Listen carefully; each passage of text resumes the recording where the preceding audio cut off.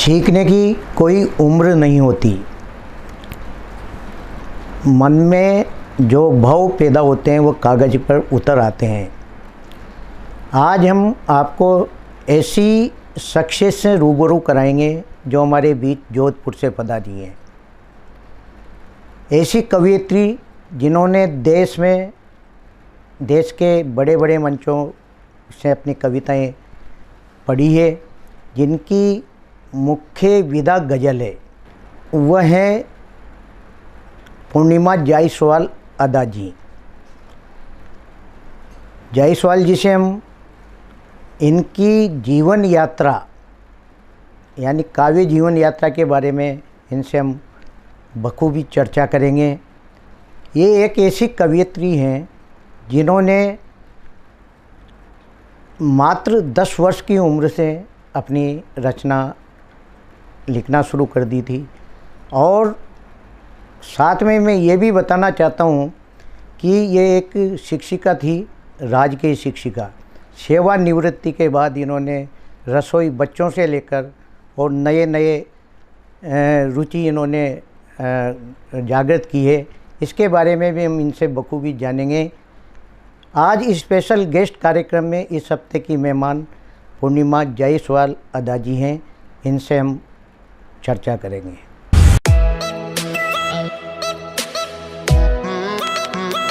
पूर्णिमा जी, आपका हमारे स्टूडियो में आपका बहुत बहुत स्वागत है। बहुत नमस्कार सर। पूर्णिमा जी, आपकी जीवन यात्रा का एक अलग सबके सामने है जी। आप में ये रुचि कब से जागृत हुई? पहले तो मैं STN चैनल का बहुत बहुत आभार व्यक्त करना चाहूँगी कि उन्होंने मुझे यहाँ पर बुलाया, ख़ास मुलाकात में मुझे यहाँ पर बुलाया और साहित्य प्रेमियों के साथ में बातचीत करने का। और स्पेशली मैं ये कहना चाहती हूँ कि कोटा वासियों का ये मेरा पहला अनुभव है जहाँ पर मैं कोटा में आकर और आप लोगों के बीच में आपसे वार्तालाप कर रही हूँ। तो इसके लिए STN चैनल का बहुत बहुत धन्यवाद।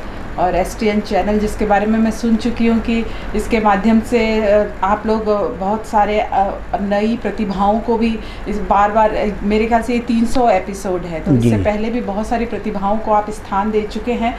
तो इस उत्कृष्ट कार्य के लिए मैं STN चैनल को बहुत बहुत बधाई देती हूँ। अब आते हैं कि मेरी बात पर जी। कि मैं अपना परिचय स्वयं करवा देती हूँ। मैं पूर्णिमा जायसवाल अदा मेरा तखल्लुस है जी। मैं गज़लें कहती हूँ। बचपन में जैसे एक लड़की होती है, जैसे बहुत छोटी सी उम्र में उसके मन में कुछ इस तरह का प्रस्फुटन होता है कि जो भी कुछ गलत हो रहा है समाज में, तो वो उसके पीछे कुछ लिखना शुरू कर देती है। बिल्कुल। तो 10 साल की उम्र में ऐसा हुआ कि एक बार क्लास में हम लोग कक्षा 4 में मैं थी, तब क्लास की मॉनिटर जो थी वो बहुत हम लोगों के ऊपर सितम ढाती थी। तो मैंने उसके ऊपर एक कविता लिख दी कि 10 साल की छोटी मनीषा, मोटी सी खोटी सी, इस तरह से करके मैंने एक लंबी सारी कविता लिख दी जिसमें कि उसके अत्याचारों के ऊपर मैंने वर्णन किया था। और वो कविता जो थी वो क्लास टीचर के पास में किसी ने पहुँचा दी। अब तो उसके बाद में मुझे जो सज़ा मिली, लेकिन उसके बाद में मैं फेमस हो गई कि भाई ये तो कविताएं लिख देती है। और इस तरह से एक विरोध का स्वर मेरे भीतर जो था वो 10 साल की उम्र से ही हो गया था, पैदा हुआ था। उसके बाद में मैंने MSc मैथमेटिक्स किया, साइंस की स्टूडेंट रही। उसके बाद में मैं टीचर रही काफ़ी सालों तक। मैंने सेंट्रल एकेडमी स्कूल में मैंने अध्यापन कराया। अब उसके बाद में मेरी शादी हो गई, B.Ed भी किया मैंने। MSc आपने सुना है नर्सिंग भी किया है? जी हाँ, मैंने नर्सिंग आफ्टर मैरिज किया। उसके बाद में अभी तक मेरा कविताओं के प्रति वैसा ही रुझान था। ठीक है कि मैं MSc जब कर रही थी मैथमेटिक्स में जयनारायण व्यास यूनिवर्सिटी से, तब मैं पत्र पत्रिकाओं में छपती रहती थी। जी। उसमें भी मैं नारी संवेदनाओं की ही बात करती थी, नारी सशक्तिकरण की, नारी विमर्श की बातें किया करती थी। और फिर उसके बाद में मेरी शादी हो गई। शादी के बाद में मेरे 2 बच्चे हैं, तो मेरा काफ़ी व्यस्त रहा उसमें। उस समय मेरा लिखने का कुछ रहा नहीं क्रम। मुझे 2 बार गवर्नमेंट जॉब भी मिली, लेकिन मैं नहीं कर पाई। मुझे अपने बच्चों को मैंने प्राथमिकता दी। जी। उसके बाद में ऐसा हुआ कि मैं जोधपुर में किसी गोष्ठी में गई थी, तो वहाँ मुझे आदरणीय मेरे गुरु दिनेश जी सिंदल मिले। वो एक राष्ट्रीय कवि हैं, गज़लकार हैं, गीतकार हैं। तो उन्होंने मेरी प्रतिभा को पहचाना। मैं उस दिन गोष्ठी में मैंने अपनी कुछ कविता पढ़ी, तो उन्होंने मेरी प्रतिभा को पहचाना और उन्होंने कहा कि आप गज़ल क्यों नहीं कहती। तो मैंने कहा कि मुझे तो आता नहीं है कहना। तो उन्होंने कहा कि मैं सिखाऊंगा आपको, और तब से मैंने उन्हें अपना गुरु बना लिया। और फिर उसके बाद में मैंने गज़ल बहुत जल्दी ही, मैंने साल भर के अंदर सारे रदीफ़ काफ़ी और ये सब समझ लिए, और उसके बाद मैं गज़ल में अपनी बात कहनी शुरू की, जो कि बहुत लोकप्रिय हुई। और साल भर के अंदर ही मैंने फिर मंच पढ़ने शुरू कर दिए। तो ये मेरी यात्रा रही। मंच के बाद मंच पढ़ते पढ़ते उसके पश्चात मेरी एक पुस्तक आई, जो गज़ल संग्रह था, संग अदा के गाता चल। इसे आप देख भी सकते हैं स्क्रीन के ऊपर। ये 2020 में छप कर आई, और इस पर राजस्थान अकादमी का सहयोग भी मिला मुझे, आर्थिक सहयोग मिला मुझे। और इस पर देश के बड़े साहित्यकार और गज़लकारों ने इस पर भूमिका लिखी है। कुंवर बेचैन जी का नाम आपने सुना होगा, बहुत बड़े। शिवम अंबर जी का नाम सुना होगा, दिनेश जी सिंदल का नाम सुना होगा। तो इन तीनों ने इस पुस्तक पर मुझे आशीर्वाद दिया, मुझे भूमिका प्रदान की इस पुस्तक पर लिखकर। और इसका विमोचन डॉक्टर कुमार विश्वास जी ने किया। उनके एक मंच पर मैंने कविता पाठ किया था। तो इस पुस्तक, मेरा सौभाग्य था कि मैं ये पुस्तक उसी समय प्रकाशित होकर आई थी, तो मैंने उनके द्वारा इस पुस्तक का विमोचन करवाया। तो इस तरह से ये कविता यात्रा रही, और अब आने वाले समय में मेरी 4 अन्य पुस्तकें और आ रही हैं। तो उसके बारे में भी अब आप पूछिएगा। जी पूर्णिमा जी, आपने सबसे पहले अपना काव्य मंचन कब साझा किया था? जी 2018 में मैं अभी लिखना प्रारंभ ही कर रही थी कि एक बैंक का एक कार्यक्रम आया। तो इस तरह से मुझे, हालांकि इससे पहले अनुभव नहीं था मंच पर पढ़ने का इतना, क्योंकि एक मंच पर पढ़ना एक डेकोरम होता है कि इस तरह से पढ़ा जाता है, इसकी एक भाषाई मुहावरा होता है, उस तरह से बात की जाती है। तो मुझे अनुभव नहीं था, परंतु अंदर विश्वास इतना था कि नहीं, मैं कर जाऊंगी, नहीं मैं पढ़ूंगी। तो 2018 में 14 सितंबर को जब ये हिंदी दिवस हो रहता है, उस दिन बैंक का एक कार्यक्रम था। तो वहाँ मैंने सबसे पहली बार कविता पाठ किया, और वहाँ पर मुझे इतना पसंद किया गया, मैं लोकप्रिय हो गई जोधपुर में कि ये कौन सी कवित्री आई है। तो फिर उसके बाद में मुझे जो हमारे यहाँ का हस्तशिल्प मेला लगता है, वहाँ पर बड़े कवि आ रहे थे, तो उसमें मुझे मौका मिला। और उसके बाद में मैंने डॉक्टर कुमार विश्वास जी के साथ में मंच साझा किया राजस्थान में। और विष्णु, एक गीतकार हैं श्री विष्णु सक्सेना जी, और विनीत चौहान जी, शशिकांत यादव जी, और मनवीर मधुर, कविता तिवारी, और गौरी मिश्रा, कीर्ति काले, और अन्य समस्त, शैलेश जी लोढ़ा, और अन्य समस्त बड़े कवियों के साथ में मैं मंच साझा कर चुकी हूँ, और अक्सर कविता पाठ करती रहती हूँ मंचों पे से। और इस तरह से मेरी कविता यात्रा मंचों पर भी और लेखन के रूप में भी निरंतर चलती रहती है। पूर्णिमा जी, कोई रचना हो या गज़ल हो, दर्शकों को सुनाएं आप। जी मैंने कुछ एक्सपेरिमेंट किए, जैसे रदीफ भी मैं ऐसे ही नहीं लेकर आ जाती हूँ, बस कुछ एक्सपेरिमेंटल होते हैं। तो आप अगर जो गज़ल की थोड़ी बहुत समझ रखते हैं, तो आप सुनिएगा कि एक शब्द होता है कि ऐसे ही, जैसे कोई फूल खुशबू बांटकर और हवाओं में गुम हो जाता है, तो कुछ बिना वजह ही कुछ चीज़ें हो जाती हैं। तो एक गज़ल देखिएगा कि फिर तेरा एहसास हुआ है ऐसे ही, फिर तेरा एहसास हुआ है ऐसे ही, और हमने तुमको याद किया है ऐसे ही, हमने तुमको याद किया है ऐसे ही। कुछ बातों की कोई वजह नहीं होती, कुछ बातों की कोई वजह नहीं होती, अपना तुमको मान लिया है ऐसे ही, अपना तुमको मान लिया है ऐसे ही। और मोम दिलों को भी मांगा जा सकता था, मोम दिलों को भी मांगा जा सकता था, हमने पत्थर को मांगा है ऐसे ही, हमने पत्थर को मांगा है ऐसे ही। बरसों पहले आया था इस दुनिया में, बरसों पहले आया था इस दुनिया में, एक शायर से इश्क हुआ है ऐसे ही, एक शायर से इश्क हुआ है ऐसे ही। और ऊपर वाले पर ही सब कुछ छोड़ दिया, ऊपर वाले पर ही सब कुछ छोड़ दिया, मर्ज हमारा ठीक हुआ है ऐसे ही।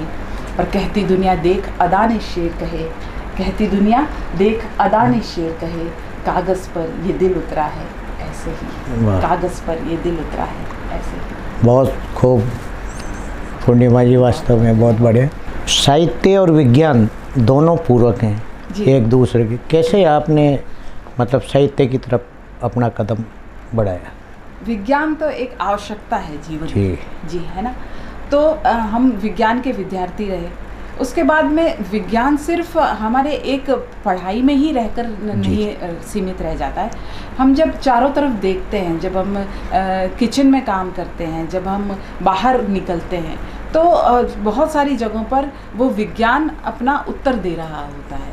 तो मैंने उसी साहित्य में रुचि तो मेरी शुरू से ही थी, तो उसी विज्ञान का प्रयोग मैंने साहित्य में भी किया कि किस तरह से वो मुझे बदल रहा है, विज्ञान किस तरह से मेरे भीतर रूपांतरण कर रहा है। तो उसी रूपांतरण को मैं अपने कागज़ पर उतारती गई, तो इस तरह से विज्ञान और साहित्य को मैं एक साथ रख पाई।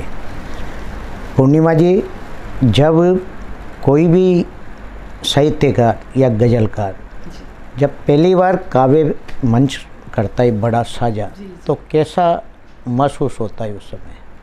अच्छा लगता है बहुत, क्योंकि जैसे कि हम जब टीवी पर देख रहे होते हैं या बाहर किसी बड़े कलाकार को मंच पे देख रहे होते हैं, तब भीतर ही भीतर जब हम ताली बजा रहे होते हैं, तो ऐसी इच्छा सभी के मन में होती है कि काश हम भी वहाँ पर जाकर अपनी कोई बात कहते और दुनिया हमारे लिए ताली बजा रही होती। तो ऐसी एक भावना के साथ में मैं कई सालों से जी रही थी, और ऐसा हुआ कि मुझे वहाँ पर पहुँचने का मौका मिल गया, मंच पे पहुँचने का मौका मिला, और ये एक अद्भुत अनुभव होता है। ऐसा लगता है कि मतलब ड्रीम्स कम ट्रू, ऐसी बात हो जाती है। तो बहुत अच्छा लगता है, और धीरे धीरे आप पहली बार जो होता है जितना आप सोचते हैं उतना नहीं हो पाता है, लेकिन धीरे धीरे जब हम उसे बार बार उसका अभ्यास करते हैं, जैसे पहली बार में आपकी जो गलतियाँ रह गई, आपने सोचा था इस बात पे तो ताली बजेगी पर वो नहीं बजती है, तो फिर आप फिर पुनः उसका अभ्यास करते हैं कि किस तरह से हम अपनी बात को उतने आकर्षित तरीके से लोगों के सामने रख सकें, ताकि अगली बार हमें और ज़्यादा मोटिवेशन मिले, और लोगों का आशीर्वाद मिले, और तालियां मिले। जी। आपकी रचनाएं देश के पत्र पत्रिकाओं में भी प्रकाशित हुई, तो मंच साझा एक अलग विषय हो गया। जब उसको किसी अखबार या पत्रिका में स्थान मिलता है, तो कैसा लगा था आपको प्रथम बार? मुझे ऐसा लगता है कि ये ज़्यादा महत्वपूर्ण है। मंच पर कविता पाठ करना इतना महत्वपूर्ण नहीं है, क्योंकि वहाँ उस समय जब आप मंच पर कविता पाठ कर रहे होते हो, तब आपका श्रोता वर्ग या आपका दर्शक वर्ग कैसा है, यह उस समय आपको वो तत्कालिक होता है। परंतु जो आपके पत्र पत्रिकाओं में जब आप छपते हो, तो वो दीर्घकाली होता है। तो ये ज़्यादा महत्वपूर्ण है मेरे लिए कि मैं किस तरह की रचनाएं लिखती हूँ और किस तरह की रचनाएं अपने पत्र पत्रिकाओं में छपवाती हूँ।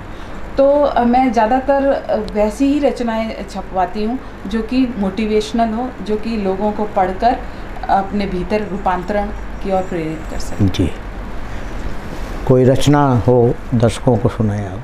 मैं वैसे महिला के सम्मान में 4 पंक्तियाँ पढ़ती हूँ। सुनाए, बिल्कुल तरन्नुम में पढ़िए आप। मुझे मिलता है जो कुछ भी मैं दूना कर दिखाती हूँ, मुझे मिलता है जो कुछ भी मैं दूना कर दिखाती हूँ। मिले अगर एक मकान मुझको, मैं उसको घर बनाती हूँ।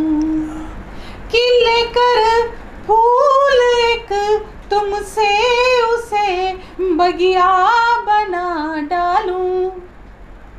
मैं औरत हूँ, मैं दुनिया को हंसी सुंदर बनाती हूँ। मैं औरत हूँ, मैं दुनिया को हंसी सुंदर बनाती हूँ। बहुत खूब, बहुत बढ़िया पूर्णिमा जी।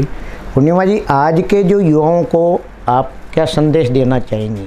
युवाओं को मैं ये कहना चाहती हूँ STN चैनल के माध्यम से कि ना पूछो मेरी मंजिल है कहाँ, अभी तो सफ़र का इरादा किया, न हारेंगे हम हौसला उम्र भर। किसी और से नहीं, खुद से ये वादा किया। तो आप स्वयं से ये वादा कीजिए कि हमें इस समाज को ठीक करना है, हमें इस परिवार को ठीक करना है, हमें अपने आप को ठीक करना है। क्योंकि अगर कला बची रहेगी तो तभी हमारी संस्कृति बची रहेगी, और संस्कृति बची रहेगी तभी हमारा देश बचा रहेगा, और जब देश बचा रहेगा तभी हम भी बचे रहेंगे। तो ये सारी चीज़ें एक दूसरे से लिंक्ड हैं।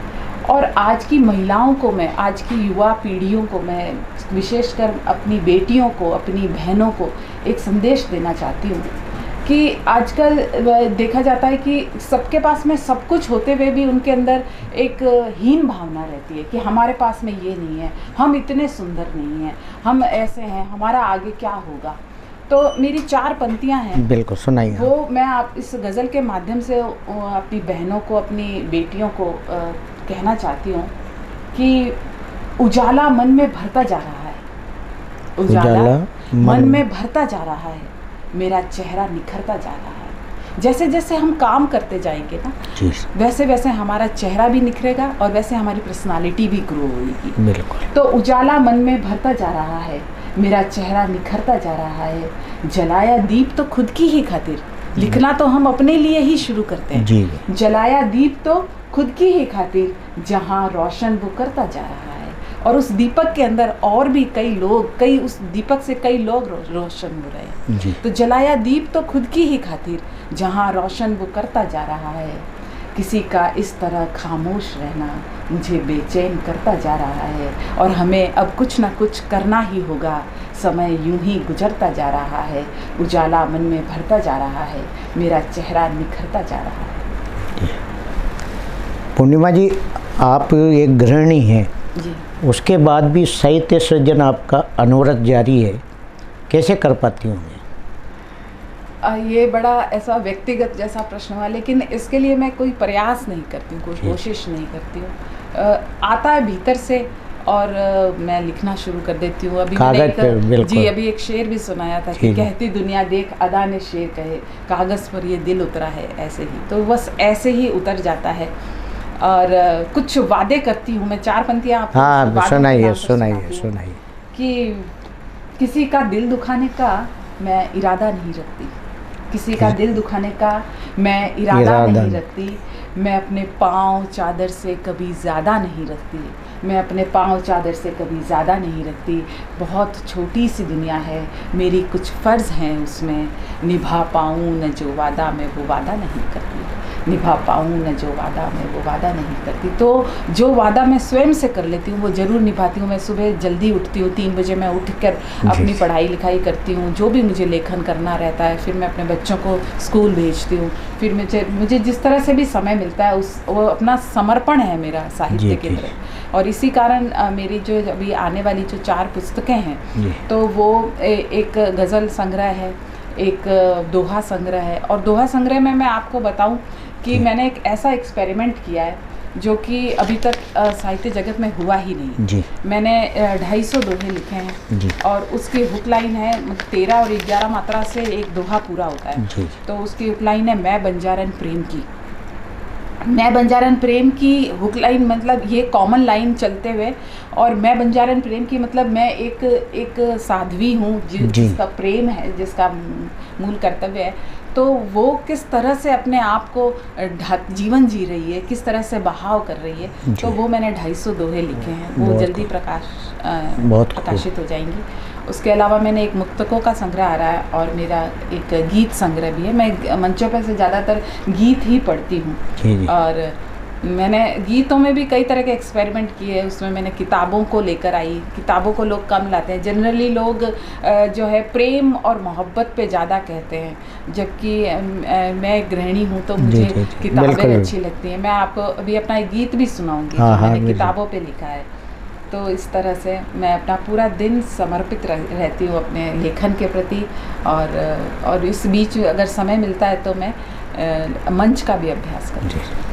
कोई गीत तो सुनाए आप दर्शकों को। जी जी, मैं गीत रखती हूँ क्योंकि हम जिस पीढ़ी से आते हैं वहाँ पर किताबों का ज़्यादा, आजकल तो क्या है कि मोबाइल में आप बिल्कुल सब पढ़ाई हो जाती है। हमारे बच्चे जो है वो कंप्यूटर से ही पढ़ाई करते हैं, लेकिन हमारे टाइम में अपनी संवेदनाएं जो होती किताबों के माध्यम से हम खुद भी फील करते थे और कहते भी थे। बिल्कुल। तो उस पर एक गीत हुआ था, आप देखिएगा।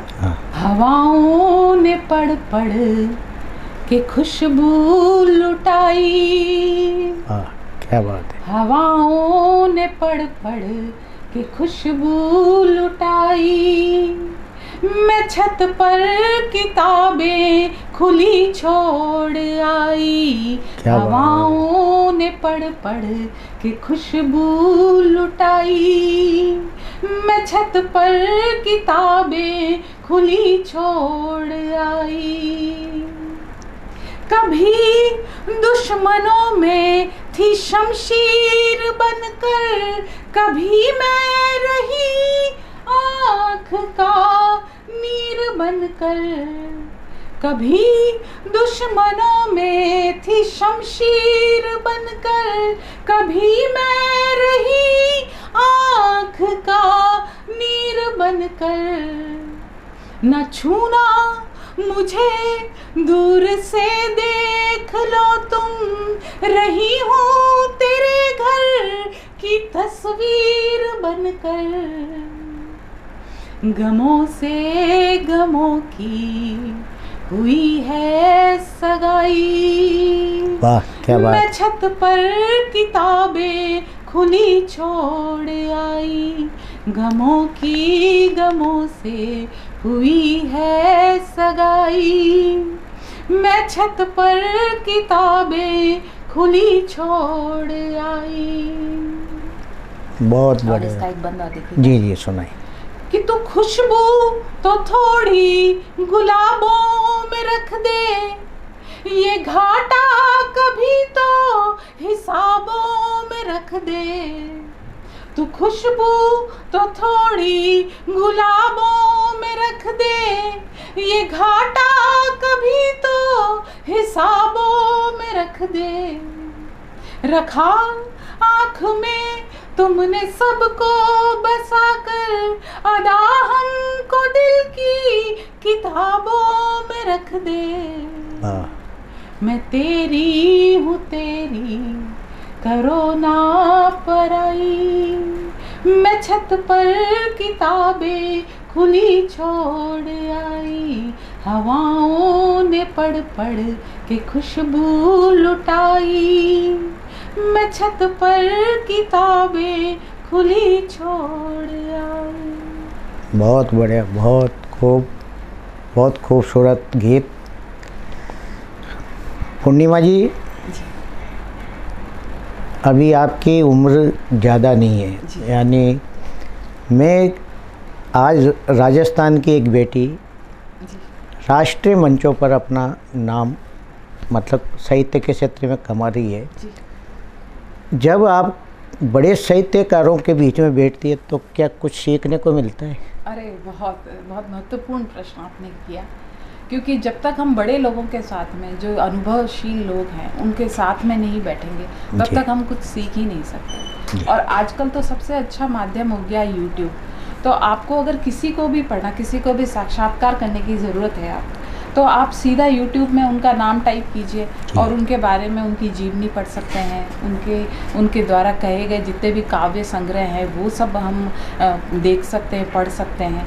तो ये तो आज ये सब हम लोगों को एडवांटेज है। आप लोगों के टाइम में ये सब नहीं होता था, लेकिन हमें ये सारा एडवांटेज है कि हम किसी साहित्यकार को रूबरू नहीं भी होते हैं तब भी हम उन्हें जान सकते हैं, तब भी हम उन्हें भीतर अपने रख सकते हैं। तो और हम क्या होता है कि कुछ साहित्यकारों से हमारी ऊर्जा विशेष रूप से जुड़ती है, क्योंकि आप वैसा लिख रहे होते हैं, आपको खुद को लगता है कि यार ये है जो वो अलाइन करते हैं हम दोनों एक दूसरे को। तो आप जैसे अब कुंवर बेचैन है तो वो गज़लकार भी हैं, वो मंच पे से भी कविता पाठ करते हैं, वो दोहाकार भी हैं, वो मुक्तक भी लिखते हैं। तो मुझे लगता है कि मेरी ऊर्जा उनके साथ में मैच होती है, तो मैंने उन्हें पूरा पढ़ लिया। शिवम अंबर हैं तो मैंने उन्हें पूरा पढ़ लिया। तो इस तरह से कुछ जो मुख्य साहित्यकार हैं और गज़लकार हैं, तो मैं उन्हें YouTube के माध्यम से ज़्यादा पढ़ती सुनती हूँ और उसी से अपने भीतर रूपांतरण करती हूँ और अपने आप को आगे बढ़ाती हूँ। जी पूर्णिमा जी, आपने इंस्टाग्राम, फेसबुक, यूट्यूब भी एक चैनल आपके चल रहे हैं। जी जी, मैं आपको एक बात बताना चाहती हूँ और अपने युवाओं को भी अपनी बात बताना चाहती हूँ कि आज से करीबन साल भर पहले मेरे 10,000 फॉलोवर से ज़्यादा ही थे। फेसबुक पे थे, इंस्टाग्राम पे थे और यूट्यूब पे तो अभी भी हैं। परंतु साल भर पहले ऐसा हुआ कि लगभग मैं पिछले 5 वर्षों से लगातार अपने चैनल्स के माध्यम से कविता पाठ और इस तरह से डायरेक्ट हर दिन एक पोस्ट डाल रही हूँ, हर दिन लोगों के लाइक देख रही हूँ, हर दिन लोगों के कमेंट्स देख रही हूँ। तो पिछले अक्टूबर के महीने से मैंने ये सब कुछ बंद कर दिया, जबकि मेरा चैनल बहुत अच्छे से फ्लो कर रहा था, लेकिन मैंने ये सब कुछ बंद कर दिया। वजह ये रही कि मैं अपने समय को उस ऊर्जा में नहीं जाने देना चाहती थी, मैं अपने समय को बचा लेना चाहती थी। तो अक्टूबर के महीने से मैंने अभी तक फेसबुक और इंस्टाग्राम इन सब को क्लोज़ कर रखा है और जब तक मेरी ये पुस्तकें नहीं आ जाती हैं तब तक मैं इनके ऊपर नहीं जाऊंगी। हाँ, यूट्यूब के माध्यम से मैं कभी अपना कुछ काव्य पाठ हुआ वो मैं करती रहती हूँ, पोस्ट करती रहती हूँ, तो वो है। इसीलिए मैं कहना चाहती हूँ कि हम अपना समय न बिल्कुल। आप कह रहे थे ना कि आप किस तरह से अपने समय को मैनेज करती हैं, तो मैं एक्चुअली इन चीज़ों में नहीं जाकर मैंने समय को मैनेज करती हूँ कि मैं ज़्यादा फेसबुक पे नहीं जाऊँ, क्योंकि 5 साल आपने करके देख लिया ना, तो उससे आपका कोई इम्प्रूवमेंट नहीं हुआ है। और कवि और परफॉर्मर में बहुत अंतर होता है जी।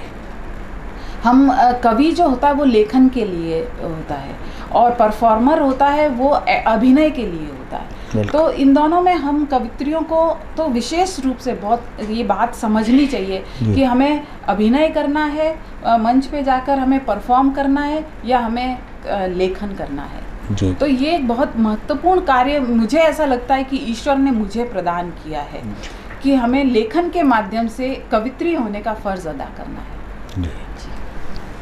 पूर्णिमा जी, आप उस लाइन में खड़ी हो गई जिसमें मतलब देश की नामी कवियत्रियाँ शामिल होती है जी। मैं आपकी जीवनी पढ़ रहा था जी। डॉक्टर कीर्ति काले जी एक पुस्तक जी, अभी मैं आपको बता देती हूँ उसके बारे में कि डॉक्टर कीर्ति काले देश के एक वरिष्ठ कवित्री हैं और साहित्यकारा भी हैं। तो वो एक बुक निकाल रही हैं, एक उसमें उन्होंने कुछ चुनिंदा देश की सुप्रसिद्ध कवित्रियाँ लगभग जो कि आज़ादी के बाद से जो लेखन अपना उत्कृष्ट कर रही हैं उन कवित्रियों को लिया है उन्होंने। तो उसमें उन्होंने मेरा भी परिचय लिया, उन्होंने मेरी भी जीवनी डाली है, तो उसके लिए मैं उनको आभार व्यक्त करती हूँ कि कीर्ति जी ने मेरा भी नाम लिया इसमें। तो उसमें बहुत सारी विभिन्न तरह की कवित्रियाँ हैं, तो उसमें मेरा जो है कार्य वो उसमें रहता है कि मैं अपने लेखन को सामने लेकर आऊँ, ना कि अपने परफॉर्मेंस को लेकर आऊँ। पूर्णिमा जी, कोई भी कवि अंधेरी रात में अपनी लेखनी चलाता है, तो आपने भी इस तरह कोई लेखनी चलाई आपकी? जी जी जी, आपने बहुत अच्छा प्रश्न किया। और अक्सर ऐसा ही होता है कि हमारा जो लेखन होता है वो अंधेरी रातों में ही होता है, क्योंकि तभी आप एक तो एकांत होते हो, अपने आप से मिलते हो।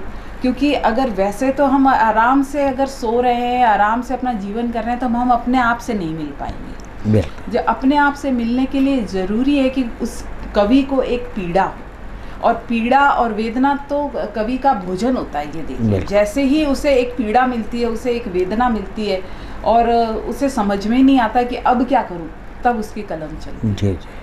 एक गीत हुआ है, तो आप देखिएगा कि किस तरह से, और ये मैं अपने युवाओं को भी समर्पित कर रही हूँ ये गीत, कि किस तरह से हम जब अकेले पड़ जाते हैं, जब हमें कोई रास्ता नहीं सूझता है, तब मेरे भीतर से क्या गीत निकला वो आप सुनिएगा। उजालों की दुनिया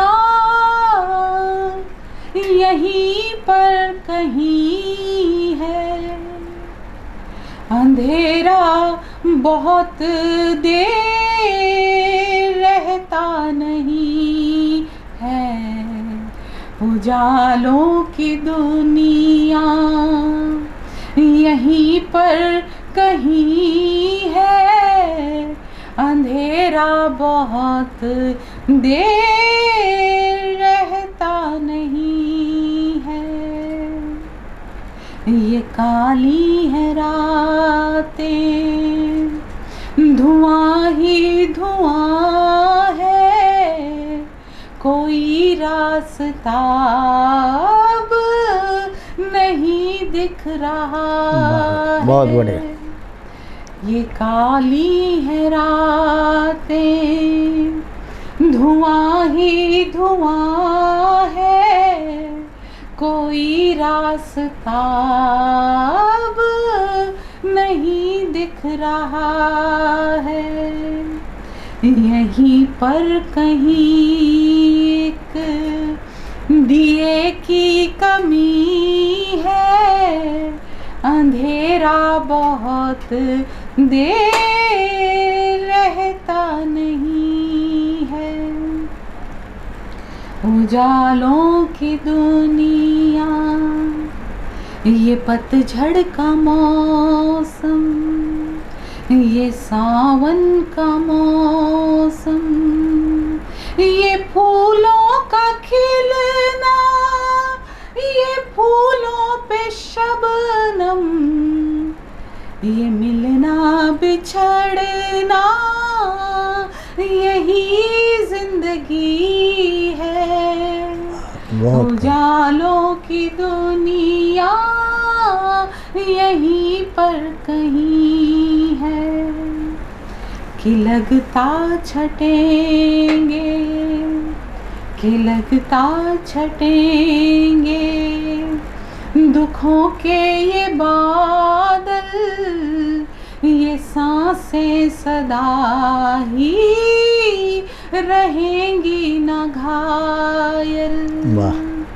भरोसे की दिल में, भरोसे की दिल में जगी रोशनी है, अंधेरा बहुत देर रहता नहीं है। उजालों की दुनिया। बहुत खूबसूरत पूर्णिमा जी।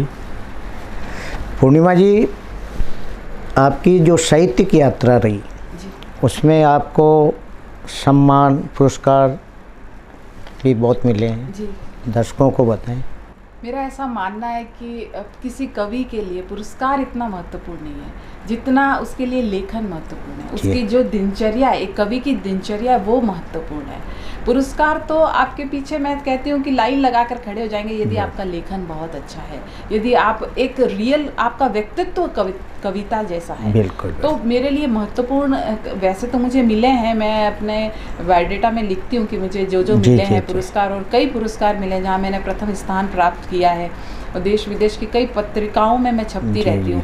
परंतु मेरे लिए लेखन ही महत्वपूर्ण है, पुरस्कार कभी महत्वपूर्ण हुए ही नहीं। तो पूर्णिमा जी, आपके बहुत उत्तम विचार हैं, क्योंकि पुरस्कार और सम्मान ये तो मिलते रहते हैं, लेकिन आप लेखन को अपनी मुझे एकेडमी से भी पुरस्कार मिला हुआ है, लेकिन मुझे पता नहीं क्यों ऐसी खुशी महसूस ही नहीं होती है कि मुझे पुरस्कार के लिए लेखन करना है। जी। बस मैं अपने मन की खुशी के लिए लिखती हूँ। बहुत बढ़िया। पूर्णिमा जी, आपने अपने नाम के पीछे अदा क्यों रखा? जी, वैसे मेरा नाम पूर्णिमा है, और जैसे जब मैंने गज़ल कहना शुरू किया तो मुझे ऐसा लगा कि तखल्लुस रखना चाहिए। और एक बार ऐसा हुआ कि मेरी बेटी जो कि छोटी 6 साल की है, तो उसने मुझसे पूछा कि मम्मा स्टाइल क्या होता है, हमारी कोई स्टाइल नहीं है क्या? तो एक बच्चे के मन में जो हीन भावना होती है, तो मैंने उसको कहा कि नहीं, सबकी एक अदा होती है, सबकी होती खास अदा, बस रखना विश्वास अदा। और इस तरह से मैंने एक गज़ल कह दी। तो उसी रात मुझे ऐसे अदा नाम मुझे बड़ा हुआ। और फिर एक दिन ऐसा लगा कि 2 दिन बाद ही मेरी कोई 4 पंक्तियाँ ऐसी हुई कि झूमकर लौटकर झूमकर फिर से आने लगे, ये भ्रमर गीत गाने लगे, ये अदा की अदा है मेरे दोस्तों, लोग मायूस थे, मुस्कुराने लगे। तो इस तरह से अदा नाम मुझे बार बार क्लिक हो रहा था, तो मैंने अपना नाम अदा रख दिया। फिर एक दिन मुझे ऐसा लगा कि अदा का रियल मीनिंग क्या होता है, तो मैं लोगों से को बताऊं कि अदा ये होती है। तो मैंने 4 पंक्तियां कही कि नाज़ो नखरों के मानी है अदा, एक दरिया की रवानी है अदा, अंग्रेज़ी में इसे स्टाइल एलिगेंस कहते हैं, इसके सिवा भी एक कहानी है अदा, दिल लुभाने का अंदाज़ अदा, किसी शायर का परवाज़ अदा, कोई मौज़ों में गुनगुनाता रहा, कोई खामोशियों का साज अदा। मैंने अपना सारा कर्ज अदा कर दिया, मैंने अपना सारा फ़र्ज़ अदा कर दिया, और वो भी कहाँ किसी से कम था, उसने भी अपना सारा हक अदा कर दिया। और बहुत हो गई अदावत, बहुत हो गई अदावत, अब दिल मोहब्बत करना चाहता है, सिर्फ मोहब्बत करना चाहता है। तो इसमें मैंने इस 4 पंक्तियों में मैंने अदा को कहने की कोशिश की है। तो इस तरह से मेरा नाम अदा रख लिया, मैंने खुद ने ही रखा। जी, ये थी हमारे साथ जोधपुर से पधारी कवयित्री पूर्णिमा जायसवाल अदा जी। आज ये हमारे बुलावे पर स्टूडियो पधारी। इन्होंने बहुत कम समय में देश के बड़े मंच साझा किए और बड़े साहित्यकारों की पंक्ति में खड़ी हो गई, और इन्होंने साहित्य सृजन भी किया। इनकी पुस्तक एक तो प्रकाशित हो चुकी, और अभी और इनका साहित्य समाज के सामने आने वाला है। आज ये हमारे स्टूडियो में पधारी, आपका बहुत बहुत